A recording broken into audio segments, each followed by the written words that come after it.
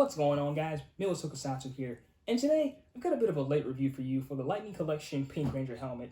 Now this I got from my local GameStop because I didn't pre-order it at first, but once payday came, I decided to go ahead and get it before, it was too late, it shot up in price. So we have it here now. So as always, take a look at the box art first and foremost, take a look at the, well not figure, but take a look at the helmet inside, and we'll just kind of judge it from there. But starting off, you got a picture of the helmet on front, artwork to the side, continuing over to the left side. On the back, you got a full shot of the helmet there, plus a little bit of a description. In the series, Kimberly Hart and Catherine Hiller both morph into action as the Pink Ranger. I like how they mentioned Catherine in there. It's a bit of a nice touch, even though she was only in the suit for 8 episodes? And continuing to the side there, got a shot of the helmet there. On top, front shot. On the bottom, legal mumbo jumbo. Okay, so we're gonna have a bit of a process here opening the box.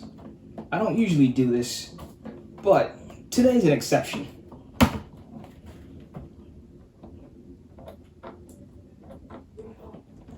Alright, anything else?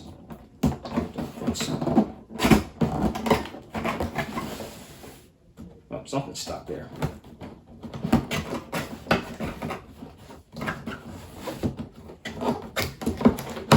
There we go. All right. Okay, so the helmet itself is wrapped in paper. Just get this out of here carefully.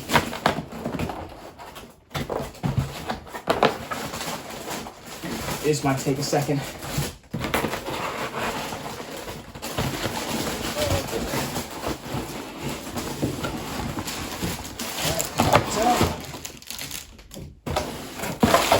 Stand pieces. We can just set you down there.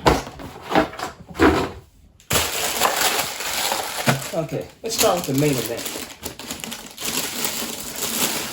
So just imagine.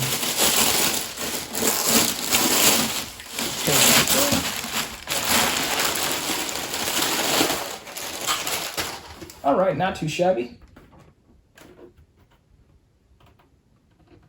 Okay, noticing a couple of minor paint mistakes on mine, but nothing, I guess, nothing too bad. I think the worst is this little paint gash on the side there, but I could probably fill that in with something.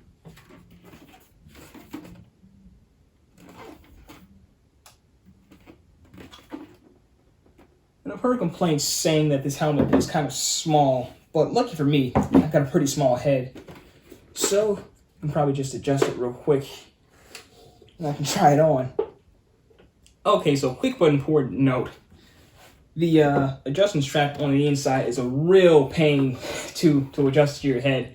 I mean, I was able to get it, but just beware, if you are of possibly a bigger build, you're gonna have a lot of trouble trying to fit into this thing. I'm just lucky I've got a small enough head. But yeah, but even still though, it does feel a bit tight. So your mileage may vary in that aspect. I'm not even sure if you can see my chin poking out of this thing. I hope you can, because I tried to adjust this as low as possible to make sure my entire head is covered.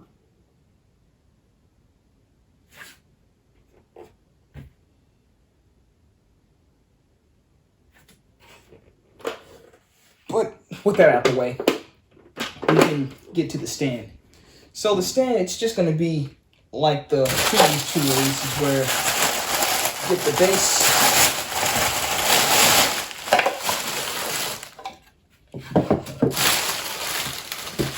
top piece, and your pole pieces. I should probably get the hat back on. Okay.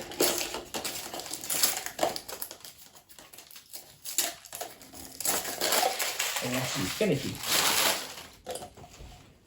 Alright, let's see if memory serves me correctly. So, Just slide it into the divot there. I believe it's the same thing here. Slide it onto that divot. And same thing for the back piece. There you go. And we just put the helmet right up top. Let's make sure that's straight.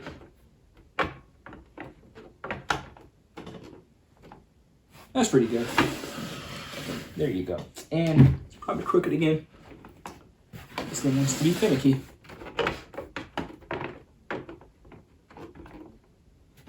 All right, stay you. Okay, now we're good. Okay, so before we get out of here, I thought I'd do a bit of a comparison between the previous two releases for the Red Ranger helmet and the White Ranger helmet. Now, first and foremost, I gotta say, pink is probably the most uncomfortable one to wear out of the three, because that strap, I don't know, I think it's the same strap as the other two, but it's just like the general build and size of the helmet causes it to just like be squished on my head as well as others, I'm pretty sure.